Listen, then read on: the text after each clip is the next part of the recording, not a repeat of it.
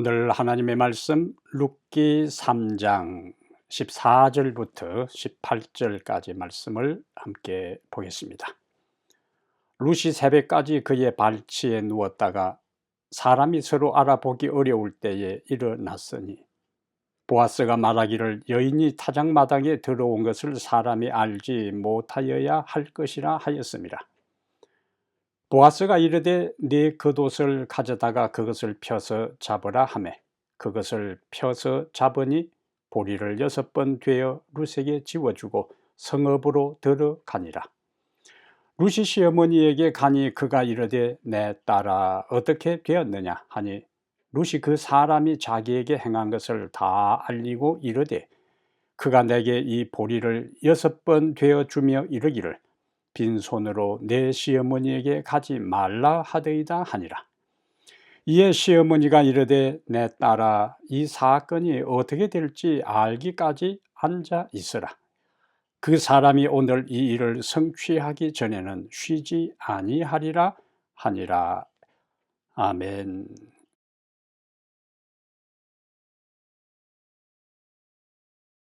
사랑하는 타코마 교회 성도 여러분, 그리고 세계 여러 나라에서 유튜브와 팟빵을 통하여 이 말씀을 청취하는 애청자 여러분, 안녕하십니까?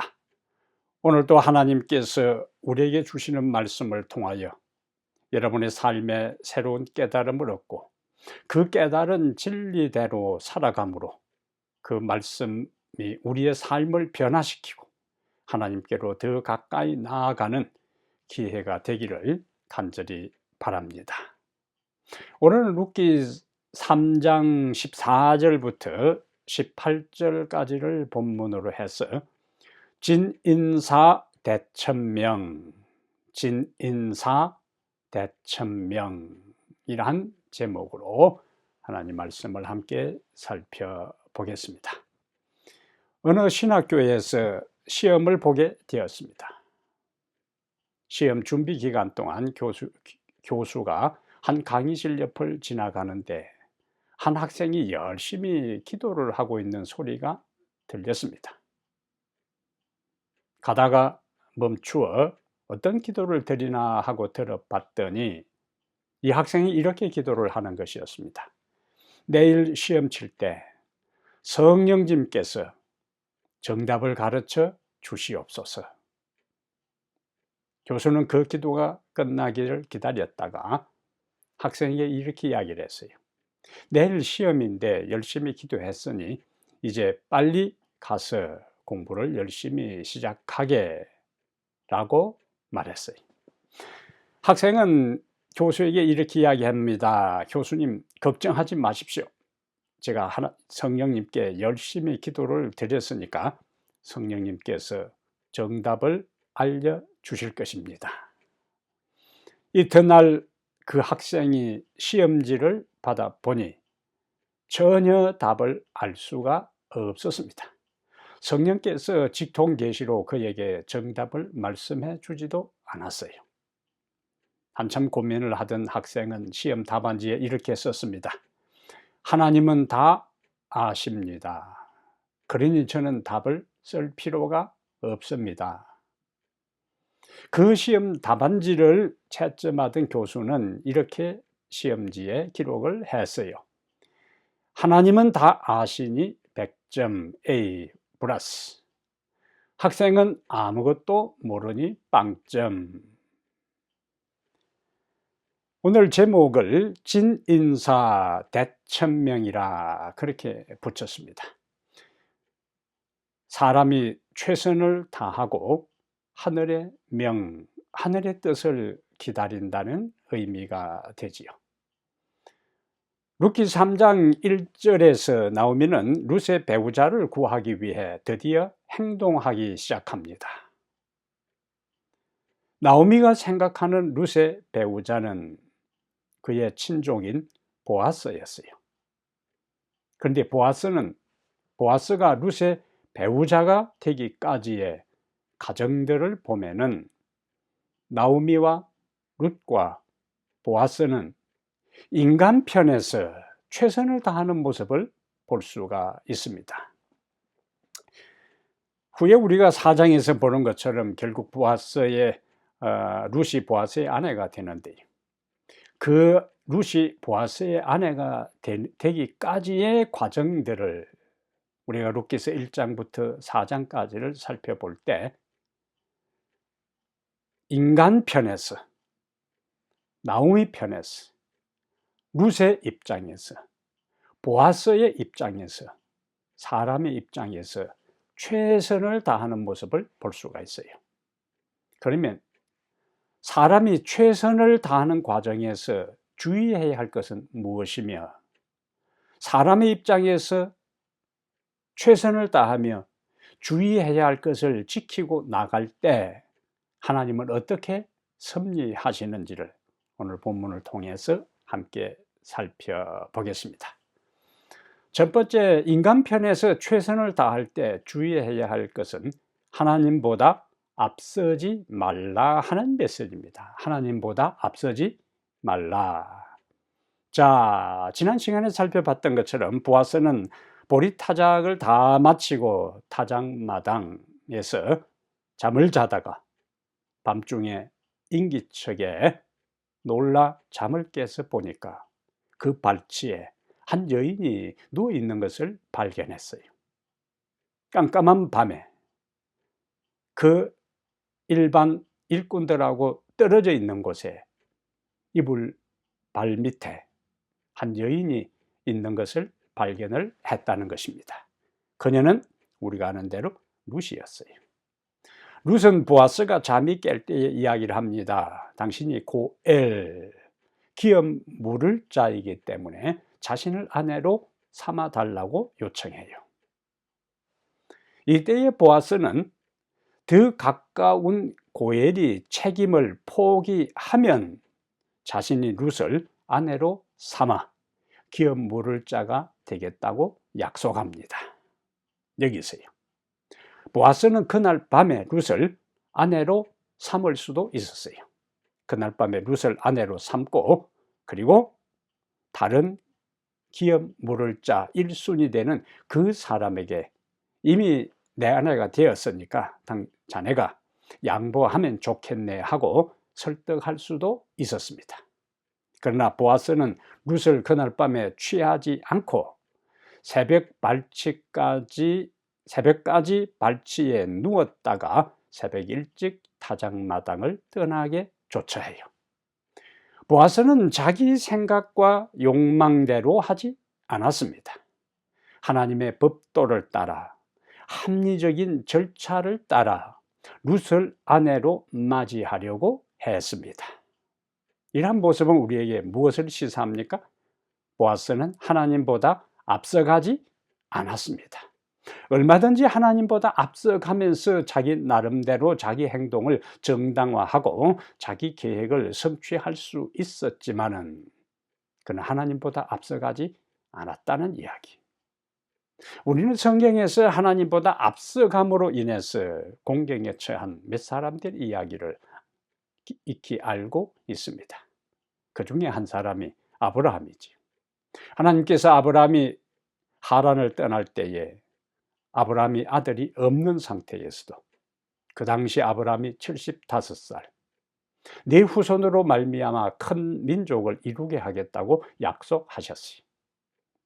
그 약속을 믿고 아브라함이 하란을 떠났는데 가나안에 들어오고 난 다음에 10년이 지나도 사라에게 아무런 임신의 징조가 보이지를 않았습니다.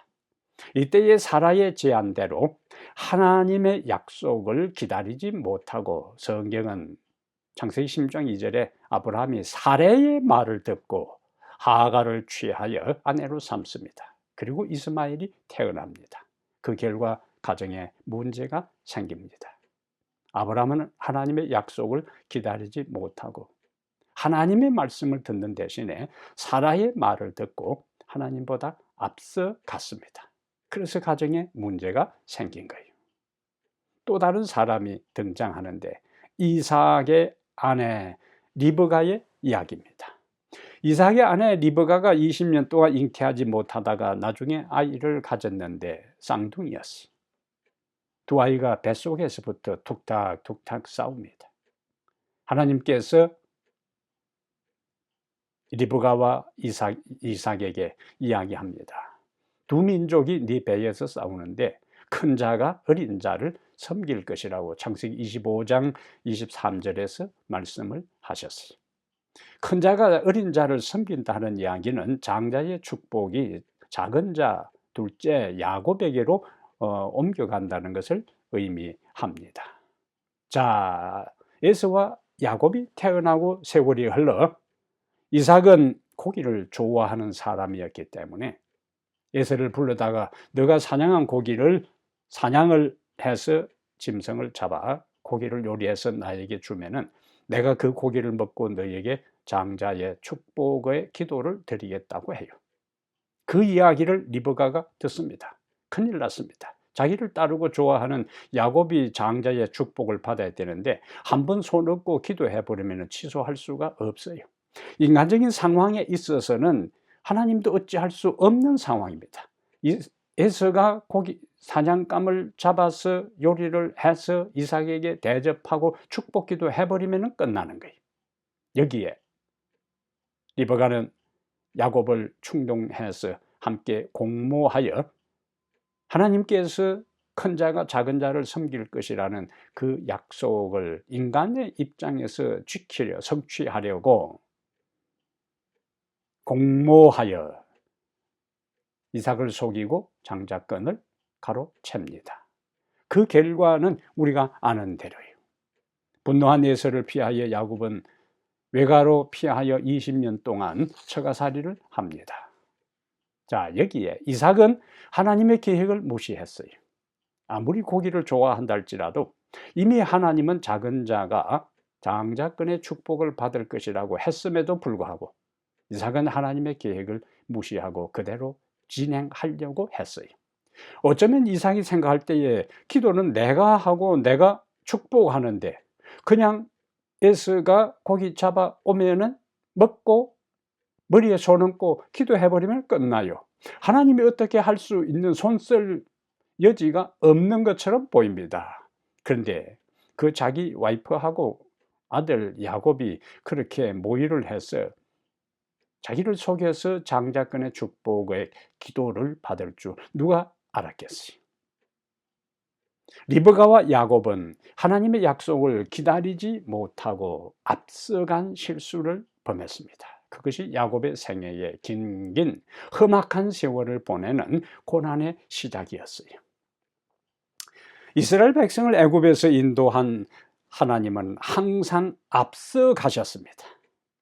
하나님은 백성들을 앞서 보내고 뒤따라 가시는 분이 아니라 하나님이 항상 앞서 가셨어요. 성경은 반복해서 광야에 이스라엘 백성들을 인도하시는 하나님의 모습을 기록하고 있는데 출애굽기 13장 21절에 여호와께서 그들 앞에서 가시며 기록했어요.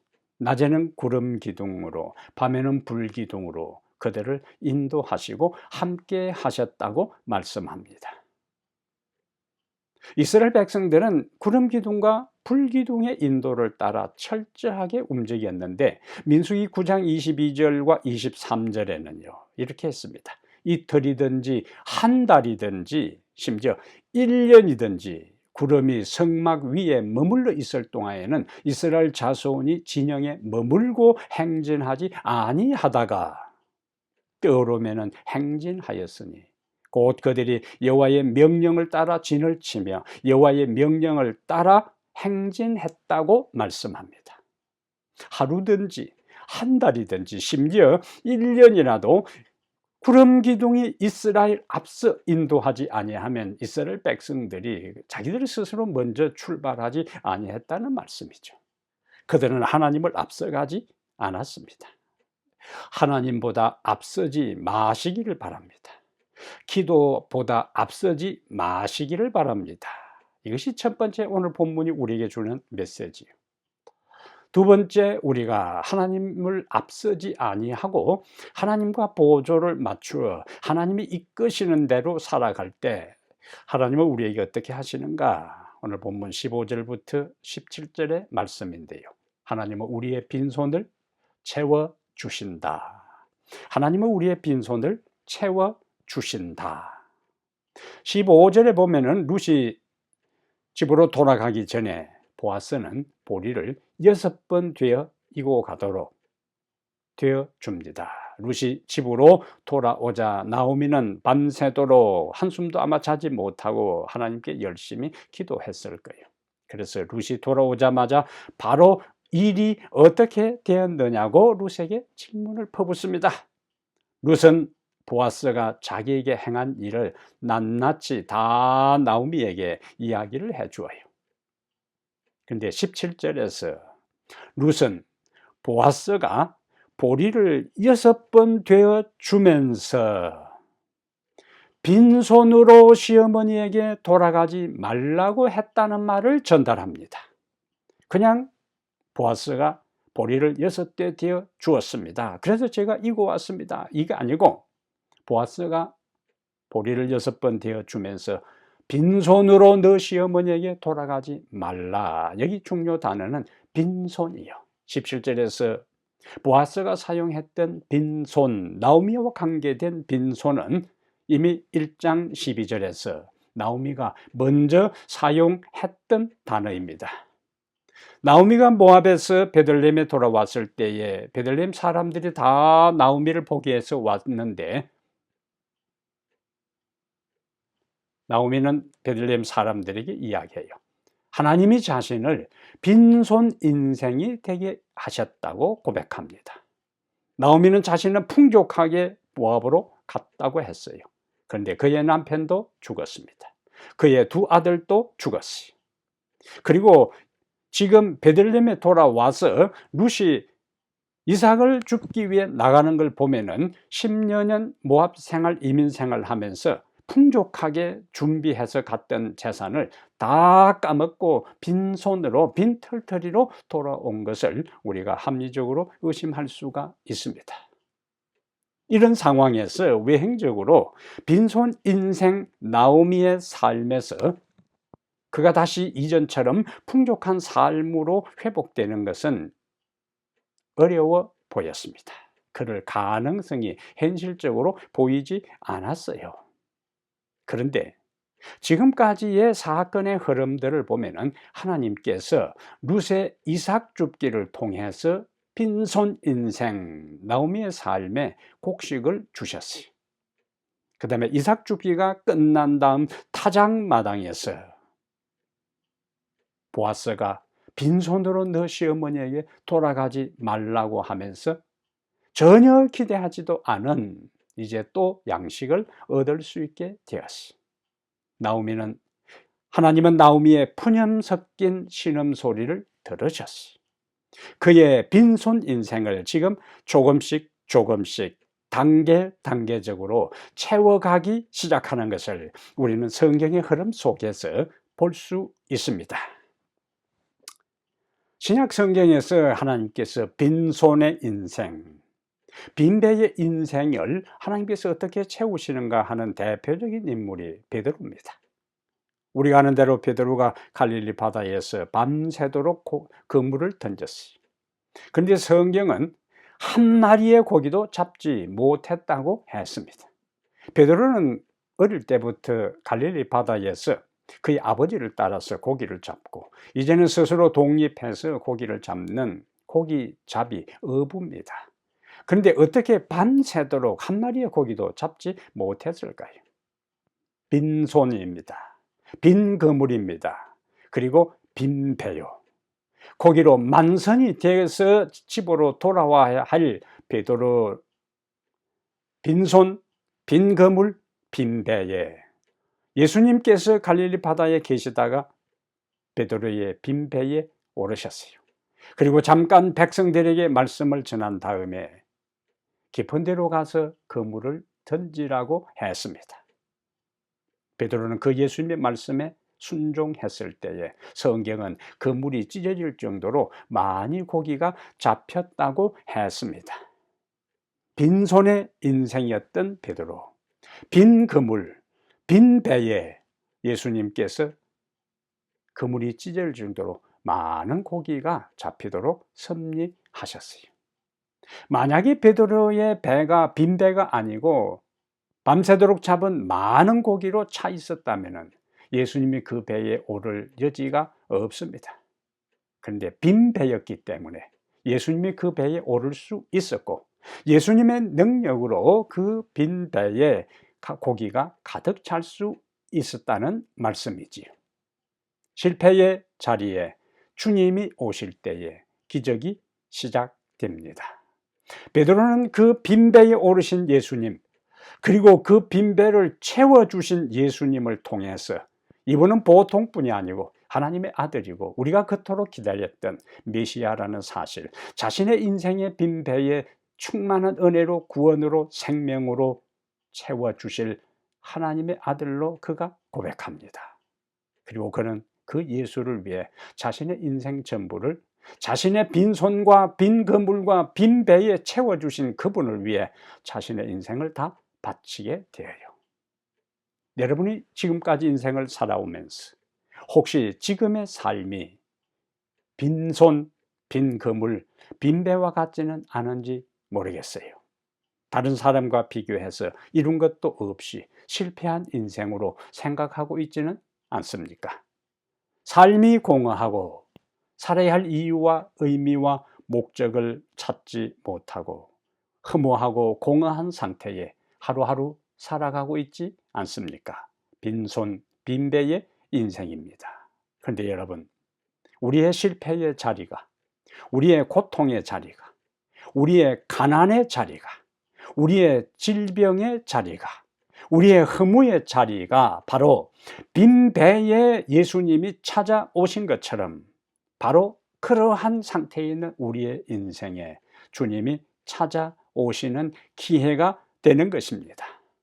내가 부족하고, 내가 모자라고, 내가 실패하고, 내가 건강하지 못하고 아무것도 이룬 것이 없는 실패한 인생이었기 때문에 주님이 우리의 빈배에 오르실 때에 우리는 겸손하게 그분을 모실 수가 있습니다. 그분이 오시면 인생의 빈배와 빈손에 주님이 채워주실 것입니다. 빌립보 4장 19절에 나의 하나님이 그리스도 예수 안에서 영광 가운데 그 풍성한 대로 너희 모든 쓸 것을 채우시리라고 말씀하셨어요. 얼마나 감사한지요. 얼마나 든든한지요. 그 풍성한 대로 너희 모든 쓸 것을 채우시리라. 비어있는 곳간을, 빈 우리의 마음을, 빈 우리의 인생을 그분의 풍성한 대로 채워주신다고요. 그래서 시편 23편 1절에 여호와는 나의 목자시니 내가 부족함이 없으리로다. 풍성하고 풍요하고 흘러 넘치는 은혜를, 생명을, 인생의 의미를 우리에게 주신다는 거예요. 빈배와 같은 인생, 빈손 인생을 채워주시는 풍성하신 주님의 말씀을 믿고 여러분의 인생을 그분께 전적으로 맡기고 헌신하고 살아가는 성도들이 되기를 바랍니다. 오늘 세 번째 우리에게 주시는 메시지가 있어요. 18절의 말씀입니다. 하나님의 섭리의 때를 믿음으로 기다리라. 하나님의 섭리의 때를 믿음으로 기다리라는 말씀을 우리에게 주셔요.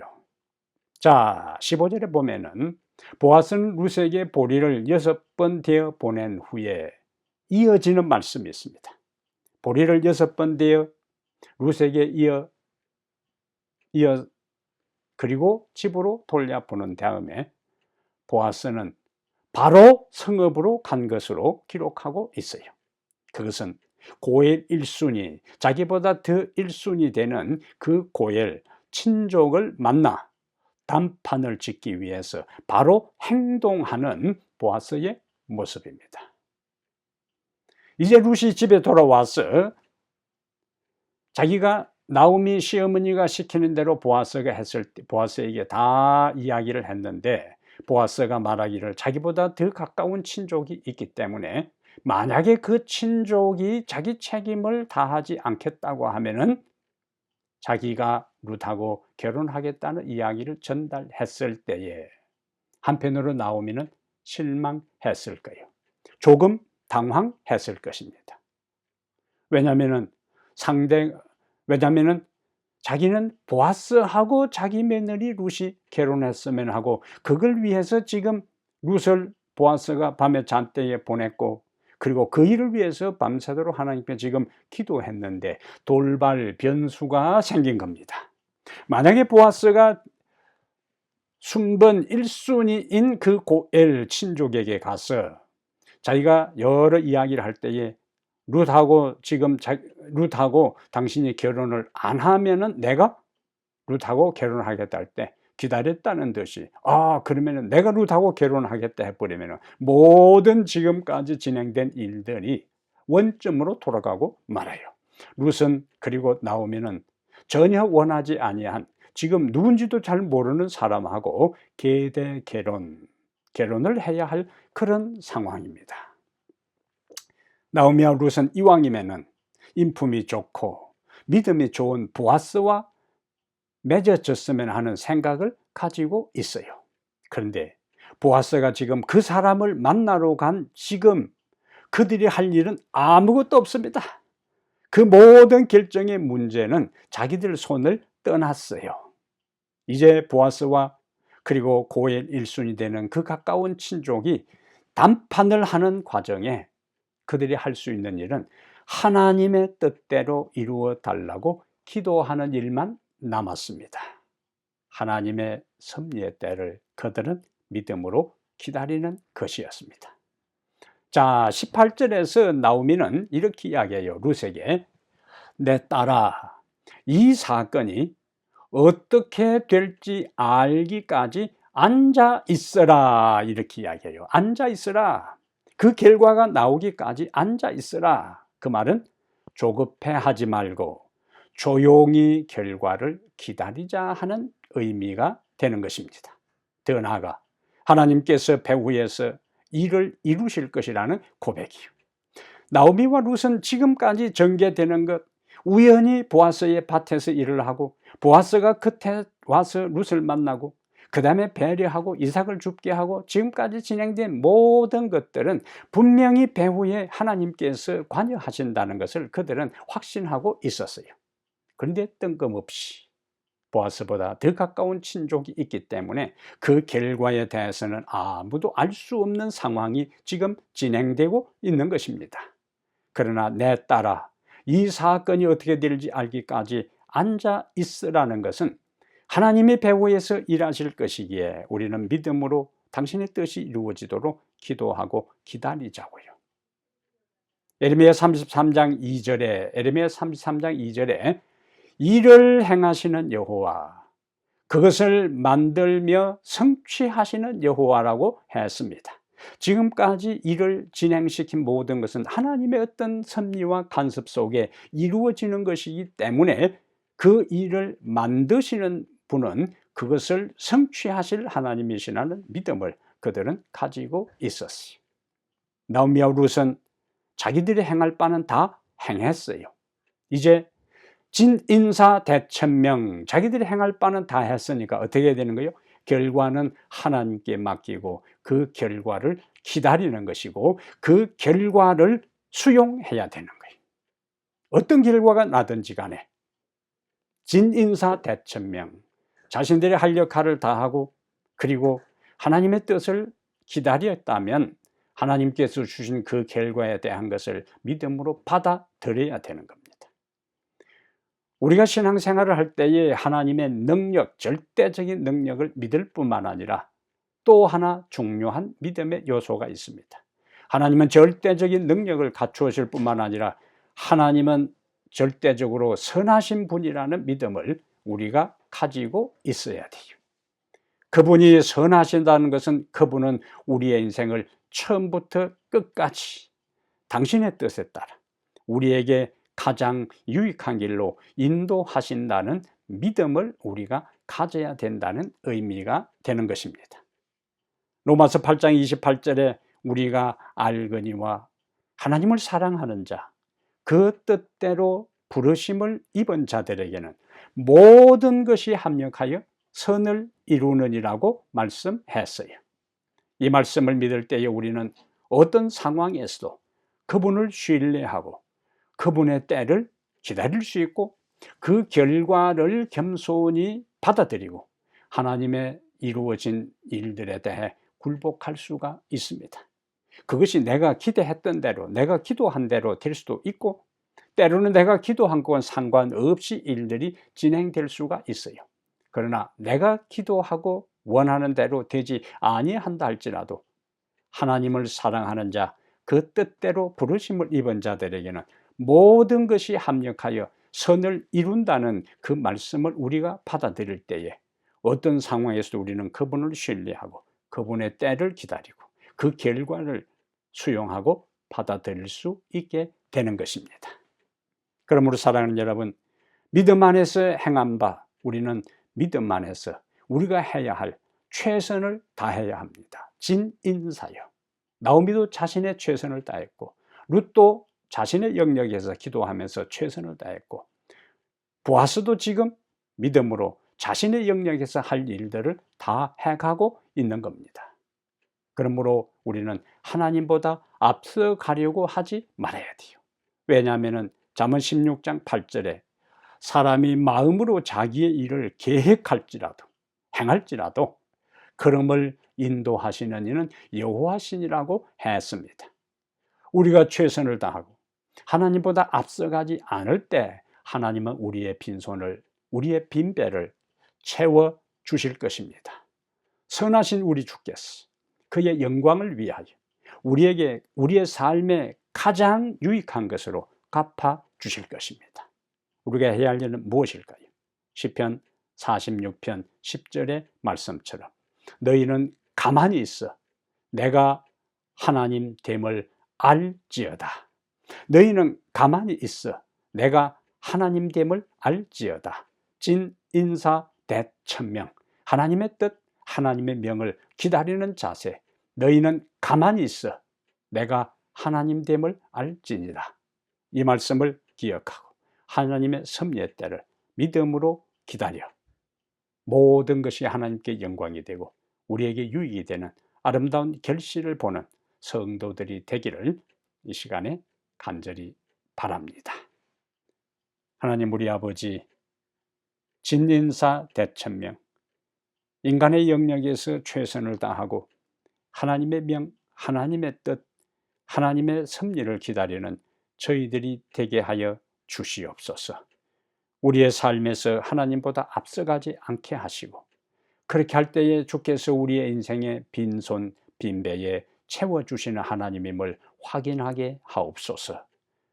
주님의 전능하신 능력을 믿을 뿐만 아니라 주님이 가장 선하신 분임을 확신하고 어떤 결과가 나오더라도 합력하여 선을 이루시는 하나님의 섭리의 손길을 믿고 따라가는 저희들이 되게 해 주시옵소서. 우리 주 예수님 이름으로 기도하옵나이다. 아멘.